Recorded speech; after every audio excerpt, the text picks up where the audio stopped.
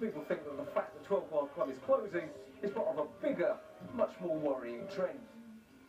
The 12 Bar Club is on Denmark Street, sometimes known as Tin Pan Alley, the greatest concentration of guitar shops in the UK and one of the biggest in the world.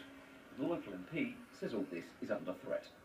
Denmark Street's one of the few streets left in the middle of London which has a bit of character about it and isn't just, sort of office blocks which might appear in Kuala Lumpur, Berlin or Los Angeles, and so it's precious from that point of view, but it's also precious because it's a major source of instruments for people in the music industry and people who want to get into the music industry.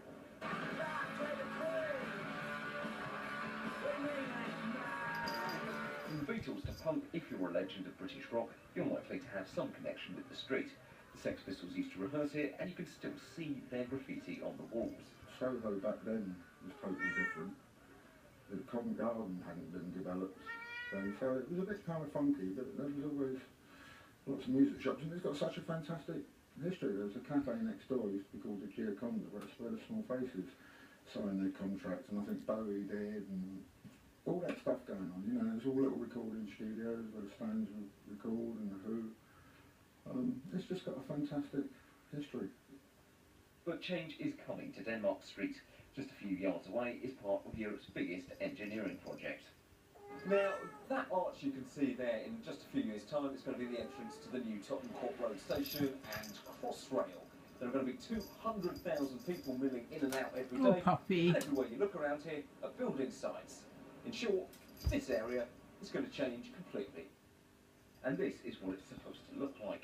Moving down from the station is a huge new commercial space dubbed the Outer Net, with advertising screens designed to rival Piccadilly Circus. Denmark Street itself will remain, but will be expensively done up. The people behind this £100 million development say they still want music on the street. It's the same concern that with Camden Council, and we've worked very closely with Camden Council to make sure that we actually preserve the music within the street. We are talking to the tenants at the moment, and we would like to make sure and continue the retail within Denmark Street for the future. The planning permission for the new development states that the landlord has to give priority to businesses that preserve the current character of the street. But the shops here are concerned that once Crossrail and the money sweep in, that will not make any difference, as music shops won't be able to afford the spiralling rent. Can the music industry really afford to stay in a street where the rents will inevitably rise and probably the rates as well? This isn't a high margin, high turnover business. It's a business that people tend to run almost like a sort of labour of love. And for that reason, campaigners say these shops need special protection.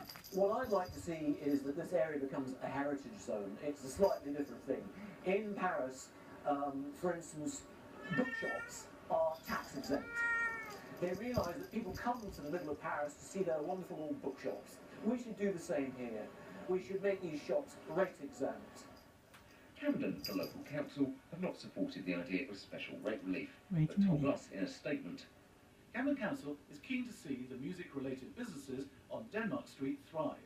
The recent planning consent actually protects and provides for Tin Pan Alley uses to a much greater extent than any previous protection. Just wait a And we minute. hope this will help preserve the existing character of the street. Quick thoughts from you both on this, on the wider principle raised, if you like. Forget nostalgia, it's the kind of acceptable, inevitable cost of progress, that sort of? Absolutely not. I mean, I've been through this for the last 8 years, both with Boris Johnson and with Conservative councillors at Hammersmith, who seem to know the price of everything and the value of nothing. We've had council estates sold, parks sold. Shepherd's Bush Market is now under threat from a developer who wants to put 200 luxury flats on the site. That's the only way they get built. That's where the money, that's the only way they get built. You need to pay them something. My constituents, my product constituents, like the value and the variety they get in Shepherd's Bush Market, 100-year-old market. They're not going to buy a £2 million luxury flat built on the same site. It's absolutely important we preserve London's heritage.